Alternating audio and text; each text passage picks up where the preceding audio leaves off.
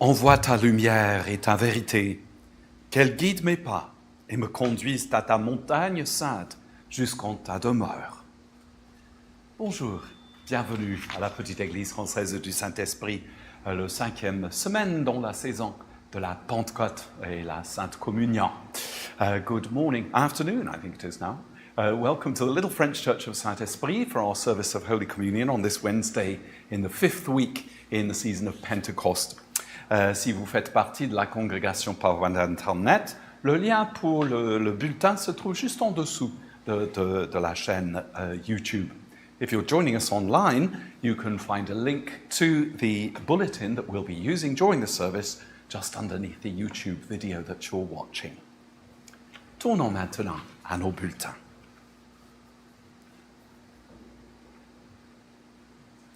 Béni soit Dieu, le Père, le Fils et le Saint-Esprit.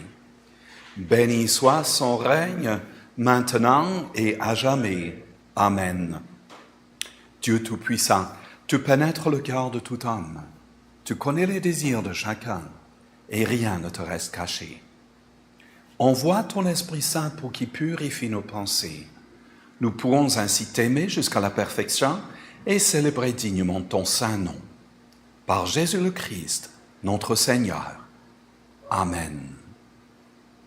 Kyrie eleison, Christe eleison, Kyrie eleison. Le Seigneur soit avec vous. Prions le Seigneur. Dieu Tout-Puissant, l'Église que tu construis a les apôtres et les prophètes pour fondation. Le Christ en est la pierre angulaire. Donne-nous de trouver dans leur témoignage la cohésion et l'unité qui fassent de nous un temple saint, érigé à ta gloire. Par Jésus-Christ notre Seigneur, qui vit et règne avec toi et le Saint Esprit, un seul Dieu dans les siècles des siècles. Amen. Asseyez-vous, s'il vous plaît, pour notre première lecture. We sit for our first reading.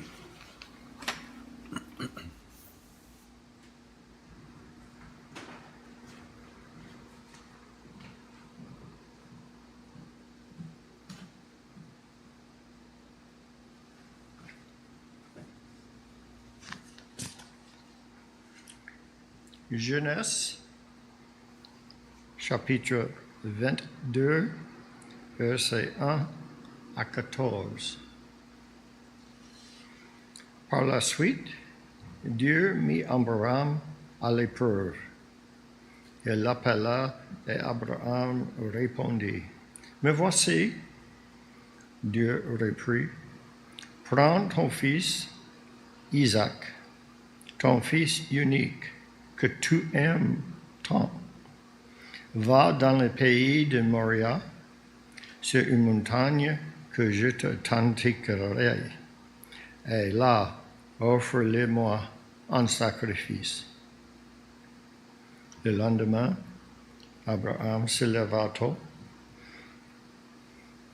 Il fendit le bois sur le sacrifice, scella son âne et se mit en route vers le lieu que Dieu lui avait indiqué. Il amenait avec lui 2 serviteurs, ainsi que son fils Isaac. Le surlendemain, il aperçut l'endroit de loin. Il dit alors aux serviteurs, « Restez ici avec l'âne. Mon fils et moi, nous irons là-haut pour adorer Dieu, puis nous reviendrons vers vous. » Abraham chargea sur son fils Isaac le bois du sacrifice. Lui-même portait des braises pour le feu et un couteau. Tandis qu'ils marchaient tous deux ensemble, Isaac s'adressa à son père, Abraham. « Mon père, dit-il, celui-ci lui répondit, « Oui, je t'écoute, mon enfant. » « Nous avons le feu et le bois, dit Isaac, mais où est l'agneau pour le sacrifice? » Abraham répondit, « Mon fils, Dieu veillera lui-même à procurer l'agneau. » Ils continuèrent leur route tous deux ensemble. Quand ils arrivèrent au lieu que Dieu lui avait indiqué, Abraham construisit un autel et il déposa le bois. Puis il lia Isaac, son propre fils, et le plaça sur l'autel, au-dessus du bois, le bois. Alors il tendit la main et s'assit le couteau pour égorger son fils.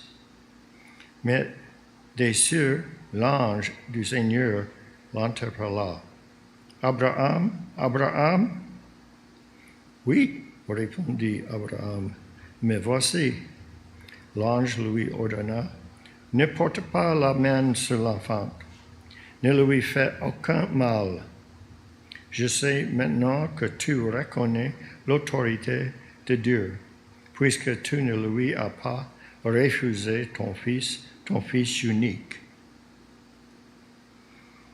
Relevant la tête, Abraham aperçut un bélier retenu par les cornes dans un buisson. Il alla le prendre et l'offrit en sacrifice à la place de son fils. Abraham nomma ce lieu « Le Seigneur y veillera ». C'est pourquoi on dit encore aujourd'hui sur la montagne « Le Seigneur y veillera ». Parole du Seigneur. Nous rendons grâce à Dieu.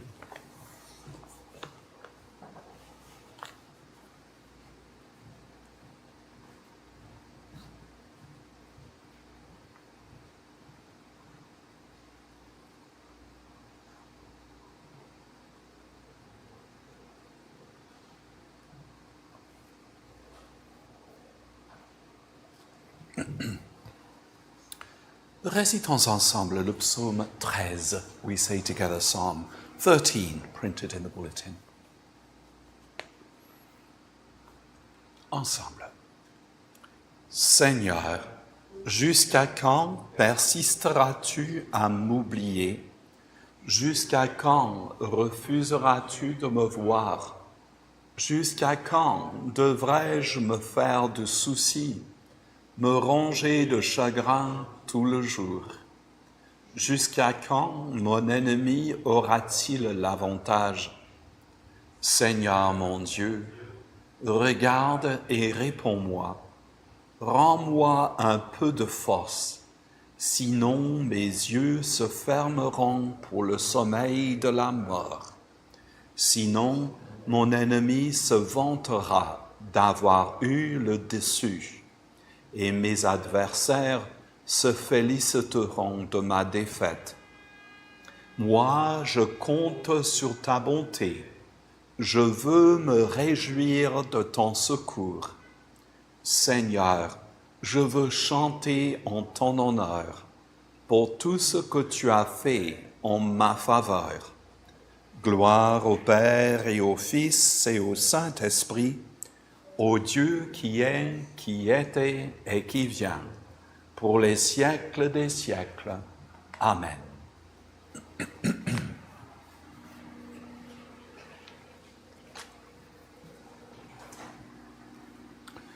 Le Saint-Évangile selon Matthieu, chapitre 10, versets 40 à 42. Gloire à toi, Seigneur. Celui qui vous accueille, m'accueille. Celui qui m'accueille, accueille celui qui m'a envoyé. Celui qui accueille un prophète, parce qu'il est prophète, recevra la récompense accordée à un prophète. Et celui qui accueille quelqu'un de fidèle à Dieu, parce qu'il est fidèle, recevra la récompense accordée à un fidèle.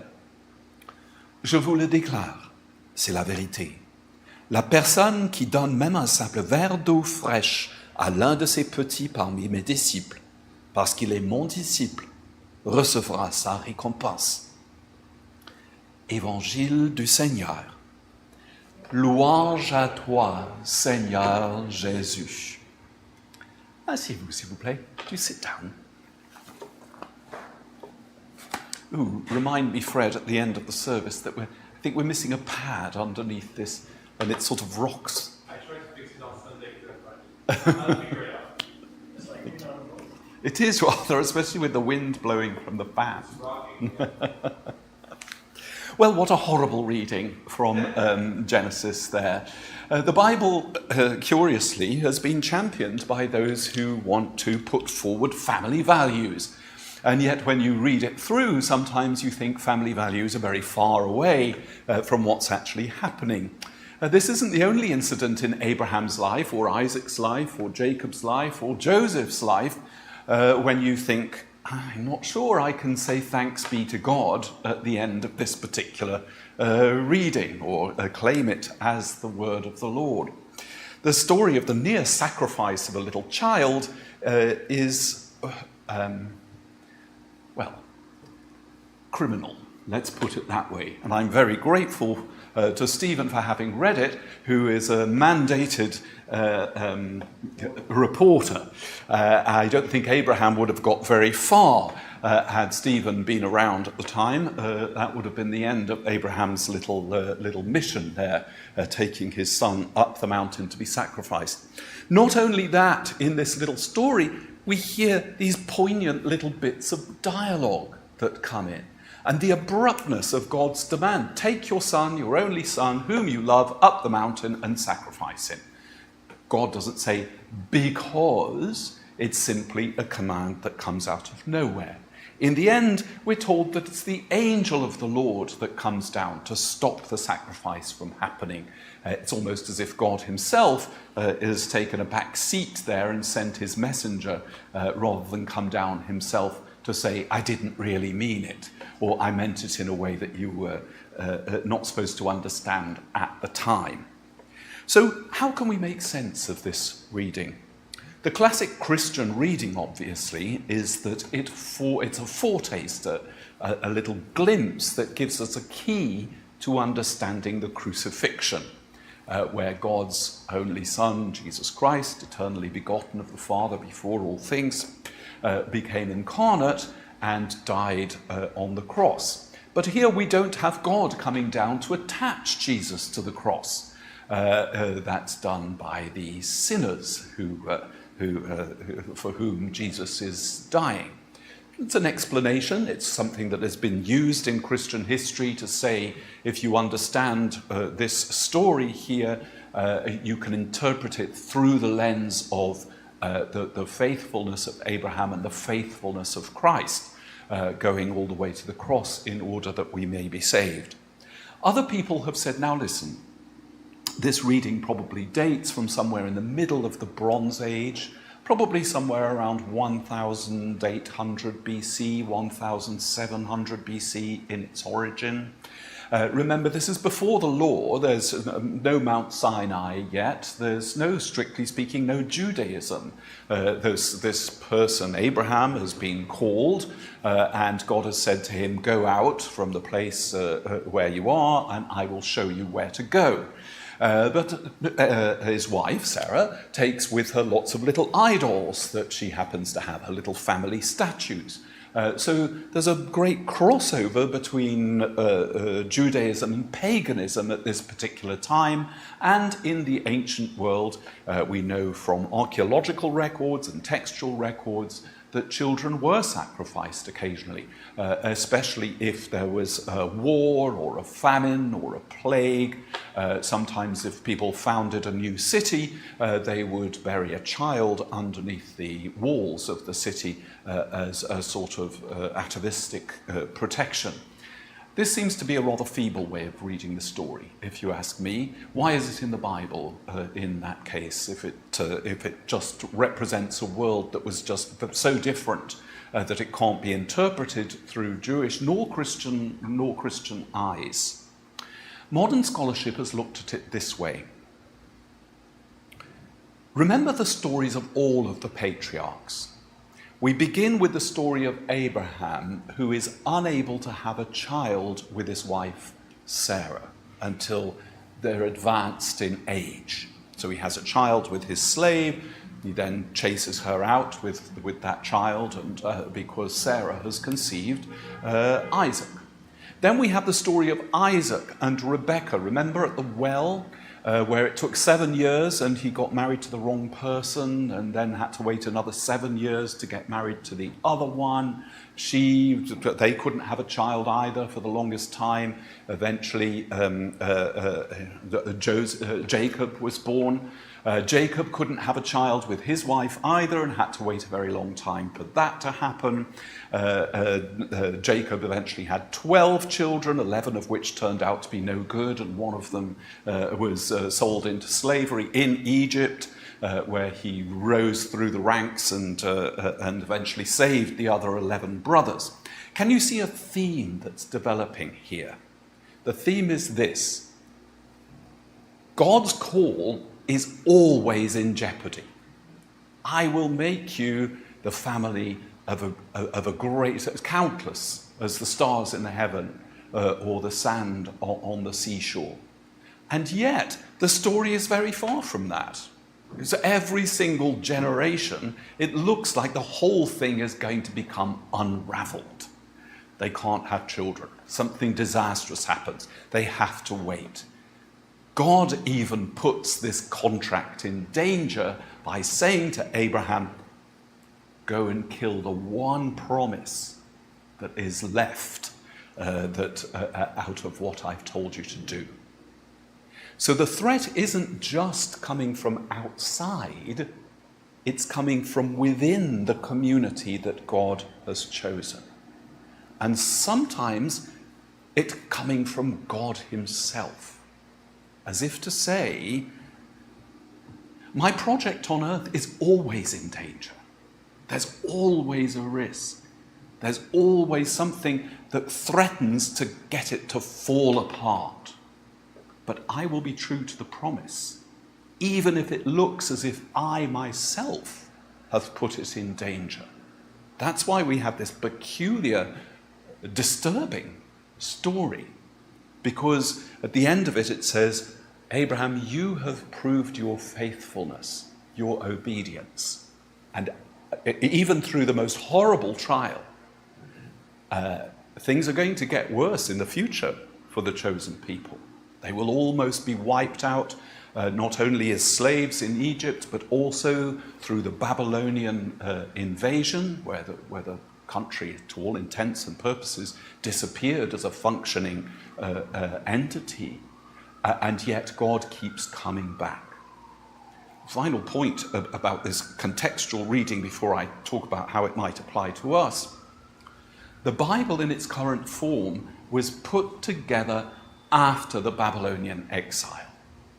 It was put together by a group of people in Babylon and back in Egypt, or the Hebrew scriptures were, precisely to say to those who remained, that the people had been worse than decimated, actually. It was a genocide, basically, by the Babylonians. To say to those who remained, look what happened in the past. Look how God's promise was threatened in the past through the 4 stories of our founders, where it looked as if that it wouldn't survive another generation. It looked as if it had all gone.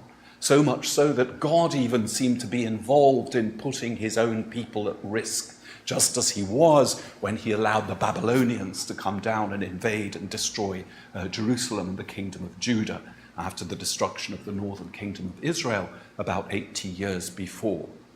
Those stories have been put together, not so that fundamentalist Christians can read into them some sort of fundamentalist interpretation of the crucifixion, or some strange twist to the story that proves it's about family values after all. Those stories were put in the order that they were put in, and told in the way that they were told, for a group of people who had faced a massive genocide. To say there's still hope. The ruins can be rebuilt. I've taken you to the very edge. The world has taken you to the very edge, on the border of your not being able to survive. And yet I've intervened. The people can come back to Jerusalem. But this time, goes this story, the center will not be the king or the army or the financial organization. The center will be the temple. That's the only place that is left for you to go and build your identity upon. Now, having said that, having understood a little bit about the context of what this story is set in, how can it apply to us? Well, people are saying the major denominations are losing numbers at an accelerating rate. It looks like faith is on the way out. There are certain denominations that seem to be doing a little bit better than others, but really the story is looking very bleak. And very often it's from within the institution that the collapse has happened. Think about the child abuse scandals that have faced not only the Roman Catholic Church, but other churches as well. Sometimes churches look as if they are responsible for their own decline. Sometimes communities look as if they're at the edge of something that will jeopardize their capacity to survive into the future. We've just been through a pandemic. We've just lost some of our most faithful members, people like Rosemary and Catherine. And it's at times like this that we need to remember the context of this story. That however threatened we feel, however much it feels as if God is inflicting us with these impossible challenges that we may not get over, God will remain faithful to that promise. Our call in the middle of that is to remain obedient to God's call. And for a little community like Saint Esprit, and we're about to have our annual vestry study day, that means focusing on what our mission actually is, in the light of our following obediently in the steps that God has set before us. That means listening to those generations in the past who've been faithful to this church for so many years, even when it was threatened with closure in living memory in the 1980s. And yet we have come back. Sometimes God sends those challenges to us as communities and as individuals. But a story like this one, grotesque as it is, that pushes all of those boundaries as far as it's humanly possible to go, should give us some sort of comfort to know that it is through our obedience, through our faithfulness to God, that God is always faithful to us. There's no conditions attached to that. Sometimes our obedience has to be blind. I can't believe that Abraham did this with a light heart, thinking it's all going to be fine. We're not given any insight into Abraham's feelings. The most poignant moment, I think, in the story is when Isaac says, we've got the wood, we've got the knife, you can set the fire, but where is the lamb? That's a moving point in the story. And Abraham can only respond, God will provide. And sometimes that's our only response too, even in the face of seeming disaster. Amen.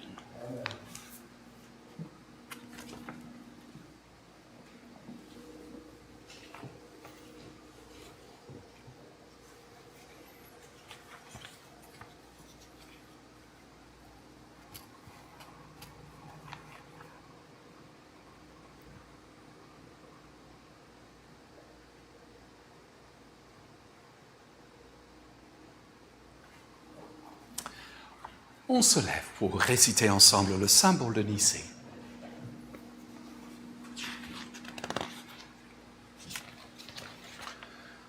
Nous croyons en un seul Dieu, le Père Tout-Puissant, Créateur du ciel et de la terre, de l'univers visible et invisible. Nous croyons en un seul Seigneur Jésus-Christ, le Fils unique de Dieu, né du Père avant tous les siècles.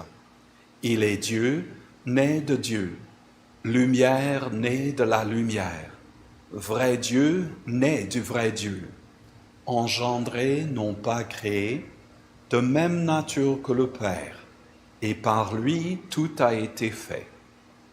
Pour nous les hommes et pour notre salut, il descendit du ciel.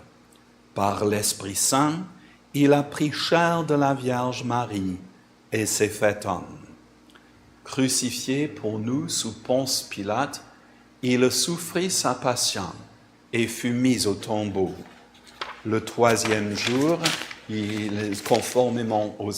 ressuscita le troisième jour, conformément aux Écritures, et il monta au ciel. Il est assis à la droite du Père, il reviendra dans la gloire pour juger les vivants et les morts, et son règne n'aura pas de fin. Nous croyons en l'Esprit Saint, qui est Seigneur et qui donne la vie. Il procède du Père et du Fils. Avec le Père et le Fils, il reçoit même adoration et même gloire. Il a parlé par les prophètes. Nous croyons en l'Église, une, sainte, catholique et apostolique. Nous reconnaissons un seul baptême pour le pardon des péchés. Nous attendons la résurrection des morts et la vie du monde à venir. Amen. Asseyez-vous, s'il vous plaît, pour nos prières.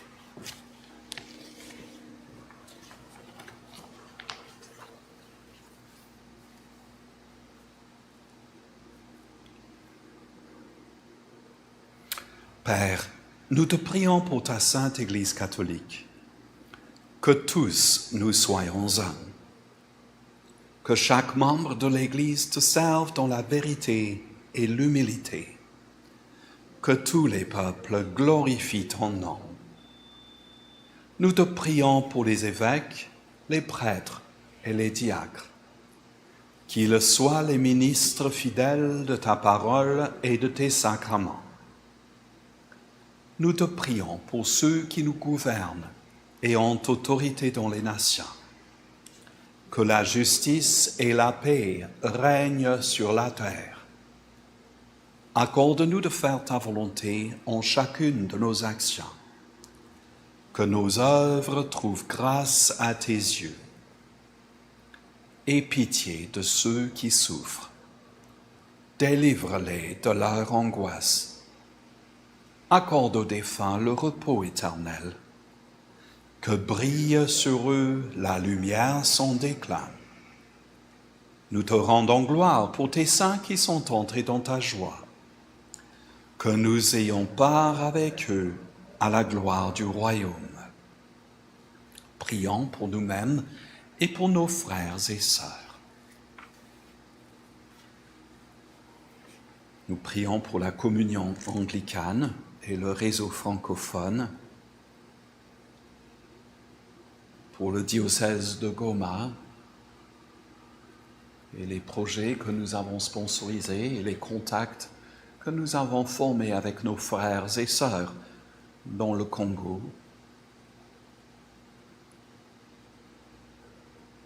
Nous rendons grâce à Dieu pour la petite congrégation de la résurrection à Paris, pour ceux qui ont été récemment confirmés ou reçus par cette communauté, et pour Père Dumont, pour nos partenaires en Haïti, surtout pour la communauté de Martel, suite à la mort en otage de quelqu'un qui était en train de livrer la nourriture et les provisions médicales à cette communauté. Au milieu de leur déception, leur échec, réconforte-leur, Seigneur. Nous prions pour le consistoire et les employés de l'Église française du Saint Esprit, en train de préparer le Vestry Study Day.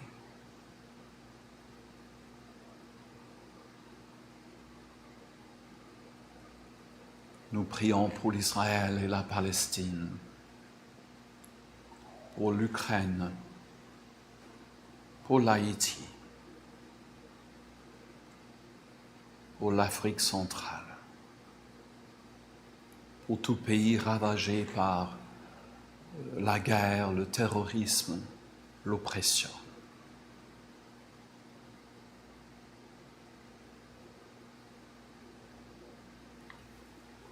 Et nous prions pour ceux qui ont besoin de nos prières, pour les malades pour ceux qui se sentent seuls ou épuisés.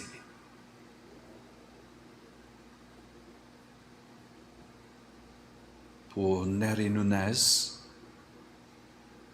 Marcella and Scott Koenig, pour Mary Ellen,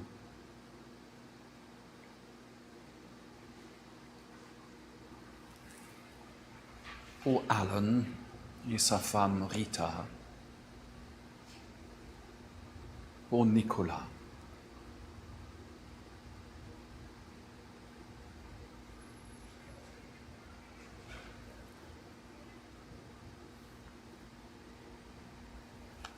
Et nous prions pour tous ceux que nous ne voyons plus, mais qui nous restent chers. Surtout aujourd'hui pour Rosemary, pour Catherine, pour Marjorie, le jour de son anniversaire.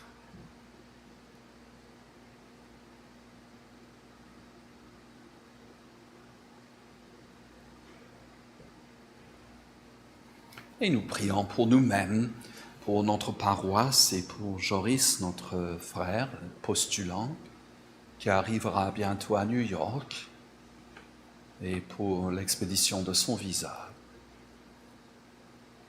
Pour tous nos membres qui sont loin de nous en ce moment, mais qui sont très proches dans nos cœurs.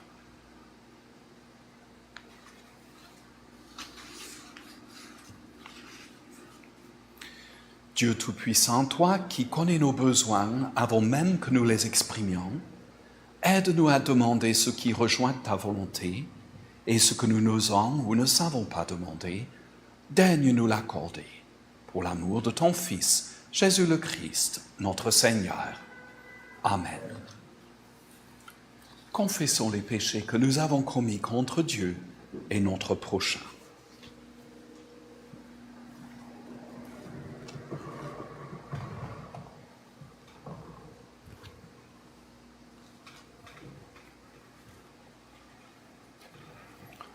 Ensemble. Dieu de miséricorde, nous confessons que nous avons péché contre toi, en pensée, en parole et en acte, par ce que nous avons fait et ce que nous avons omis de faire. Nous ne t'avons pas aimé de tout notre cœur, nous n'avons pas aimé notre prochain comme nous-mêmes. Nous regrettons sincèrement ces fautes. Humblement, nous nous en repentons. Pour l'amour de ton Fils Jésus-Christ, prends pitié de nous et pardonne-nous.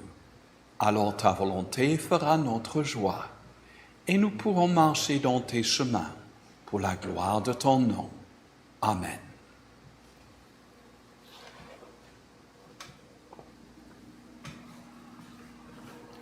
Que le Dieu Tout-Puissant vous fasse miséricorde, qui vous pardonne tous vos péchés par Jésus-Christ notre Seigneur, qu'il vous affermisse en tout bien et par la puissance de l'Esprit Saint, qui vous garde pour la vie éternelle. Amen. On se lève, we stand. Que la paix du Seigneur soit toujours avec vous. Merci. La paix soit avec nous tous ici dans l'Église et ceux qui font partie de la congrégation en ligne. La paix. J'espère qu'il ne fait pas trop chaud là où vous êtes. Il fait un peu chaud ici dans l'Église, mais quand même, ça marche un peu avec le nouveau air conditionné. Peace be with you all, and welcome to the Little French Church. Just a couple of little announcements. As you heard me mention earlier on, we have a vestry study day coming up this coming Saturday. It will be here at the church from 10 o'clock, did we say 10 or 10:15? I think it's 10, I think we said, to about 3 in the afternoon.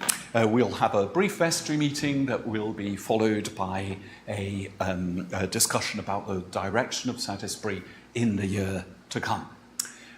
So do keep us in your prayers as we think about that. Rosemary's memorial service will be held on the first Saturday in August. That's August the 5th, here at Saint Esprit at 12 noon. So if you would like to come to that, do mark that in your diaries. It will be followed by a little reception with the family here at Saint Esprit after the service, where we give thanks for Rosemary and for her life, and not only for all that she did for Saint Esprit, but all that she meant to us too, a very dear person in our parish life together. Bastille Sunday is not this coming Sunday, but the Sunday following. And if you would like to give us a hand with the decorations or the preparation of the reception, do let us know. You could put it in the chat, or you could send a little email, or you could talk to Rob and Raquel, who both agreed very generously to help out with the preparations for that particular day. On the last Sunday in July, it's our Afrique Fête, and Guillaume is occupying himself with that particular reception. We have our study group this evening. It's going to be on Thomas Aquinas, who had some very interesting ideas about a just war, for instance, a very topical thing in any period of the Church's history. He pioneered the idea of what a just war would look like. It was pretty strict. If you want to hear a little bit about it, then tune in. But he also had some other very interesting ideas on the origin and purpose and nature of angels, for instance, and he sort of systematized Christian theology, 1,200 years of it, in fact, and his great work is still used as a textbook in Roman Catholic seminaries, sometimes the only textbook. We won't get into that right now. So if you'd like to hear a little bit more about that, tune in this evening at 6:30, or come along in person if you would prefer to do it that way in my study next door here in 3R. Am I forgetting anything? All good. Bon. Présentant avec joie au Seigneur les offrandes de notre travail et de notre vie.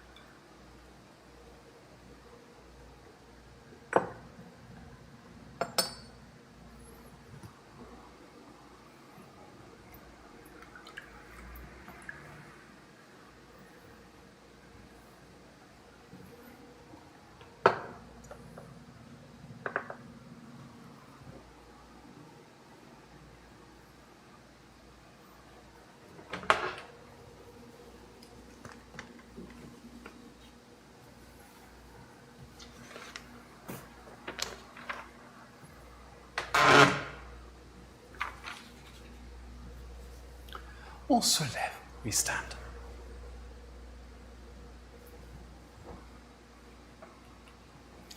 Le Seigneur soit avec vous. Élevons notre cœur. Nous le tournons vers le Seigneur. Rendons grâce au Seigneur notre Dieu. Cela est juste et bon. Il est juste et bon, c'est notre joie de te rendre grâce en tout temps et en tout lieu, Père Tout-Puissant. Créateur du ciel et de la terre. Par Jésus-Christ notre Seigneur, selon sa promesse, le Saint Esprit descendit sur les disciples pour les instruire et les conduire à la vérité tout entière. Il unissait les peuples de toutes langues dans la confession d'une seule foi et donnait à ton Église le pouvoir de te servir dans un sacerdoce royal et de prêcher l'Évangile à toutes les nations. C'est pourquoi nous te louons, joignons nos voix aux anges et aux archanges, à toute l'assemblée des cieux, qui chante sans cesse cet hymne à la gloire de ton nom. Saint, Saint, Saint le Seigneur, Dieu de l'univers, le ciel et la terre sont remplis de ta gloire. Hosanna au plus haut des cieux. Béni soit celui qui vient au nom du Seigneur. Hosanna au plus haut des cieux.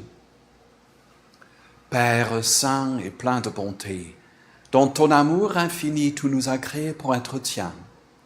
Et lorsque, succombant au péché, nous sommes devenus esclaves du mal et de la mort, dans ta miséricorde, tu as envoyé Jésus-Christ, ton Fils unique éternel, pour partager notre nature humaine, vivre et mourir comme l'un de nous, et nous réconcilier avec toi, le Dieu et Père de tous.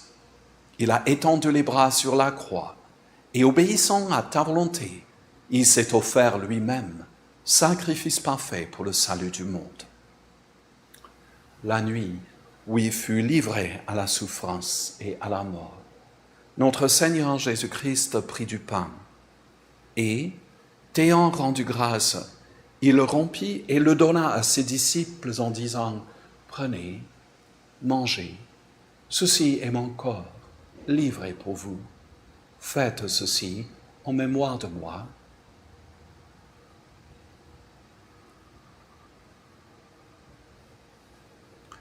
À la fin du repas, il prit la coupe, et après avoir rendu grâce, il la leur donna en disant, « Buvez-en tous.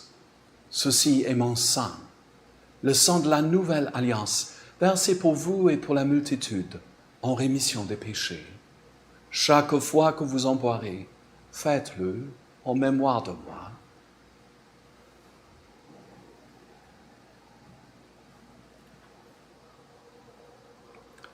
Proclamons le mystère de la foi. Christ est mort, Christ est ressuscité, Christ reviendra. Dans ce sacrifice de louange et d'action de grâce, nous célébrons, Père très saint, le mémorial de notre rédemption. En rappelant la mort de Jésus-Christ, sa résurrection et son ascension, nous t'offrons ces dons qui viennent de toi.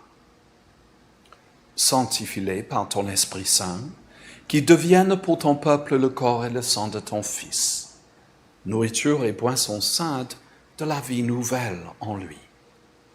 Sanctifie-nous aussi pour que nous puissions recevoir avec foi ce Saint-Sacrement et te servir dans l'unité, la fidélité et la paix. Et au dernier jour, conduis-nous avec tous les saints dans la joie de ton royaume éternel. Nous te le demandons par ton Fils Jésus-Christ, par lui, avec lui et en lui. À toi, Dieu le Père Tout-Puissant, dans l'unité du Saint-Esprit, tout honneur et toute gloire, maintenant et dans les siècles des siècles. Amen.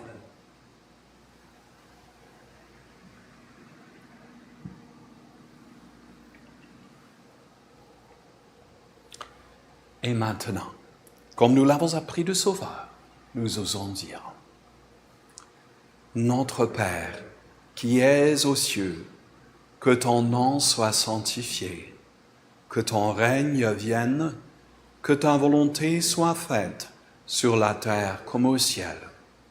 Donne-nous aujourd'hui notre pain de ce jour. Pardonne-nous nos offenses, comme nous pardonnons aussi à ceux qui nous ont offensés. Et ne nous laisse pas entrer en tentation, mais délivre-nous du mal. Car c'est à toi qu'appartiennent le règne, la puissance et la gloire, dans les siècles des siècles. Amen.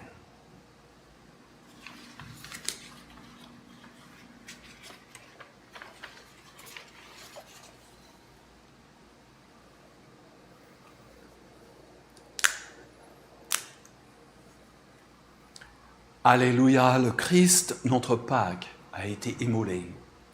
Célébrons donc la fête. Alléluia.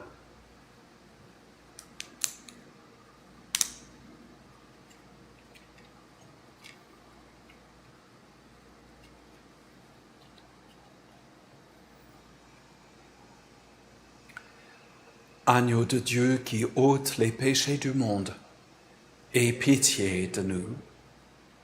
Agneau de Dieu qui ôte les péchés du monde, aie pitié de nous.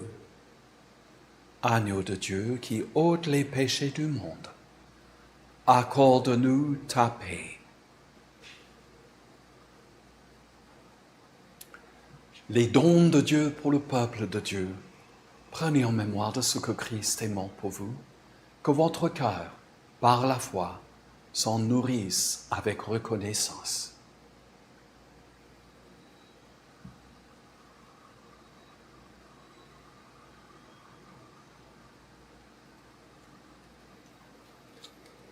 Le corps de Christ, le pain du ciel.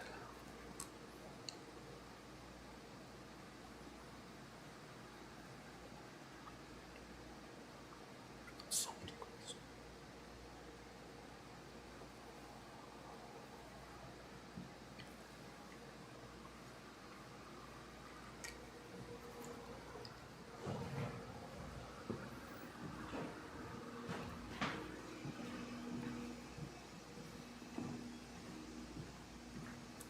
Le corps de Christ, le pain du ciel. Le corps de Christ, le pain du ciel. Le corps de Christ, le pain du ciel.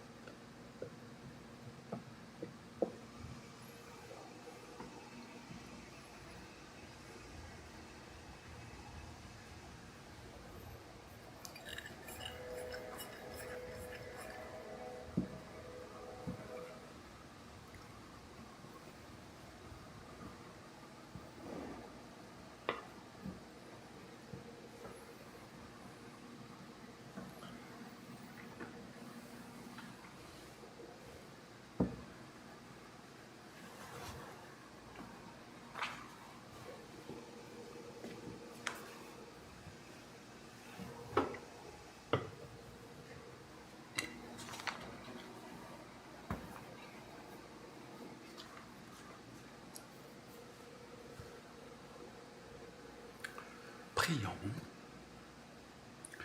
Dieu éternel, notre Père des cieux, dont ta grâce tu nous acceptes comme membres vivants de ton Fils Jésus-Christ, notre Sauveur, et tu nous as nourris de ton aliment spirituel dans le sacrement de son corps et de son sang.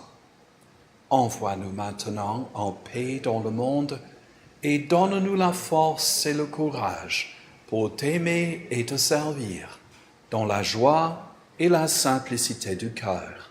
Par le Christ notre Seigneur. Amen.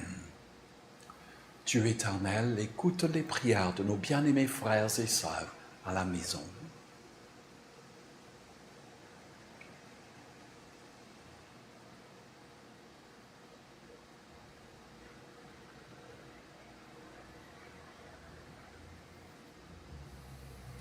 On se lève, we stand. La paix de Dieu qui dépasse toute intelligence garde vos cœurs et vos pensées dans la connaissance et l'amour de Dieu et de son Fils Jésus-Christ notre Seigneur. Et que la bénédiction de Dieu Tout-Puissant, Père, Fils et Saint-Esprit, descende sur vous et demeure à jamais. Amen. Allez en paix, aimer et servir le Seigneur. Nous rendons grâce à Dieu.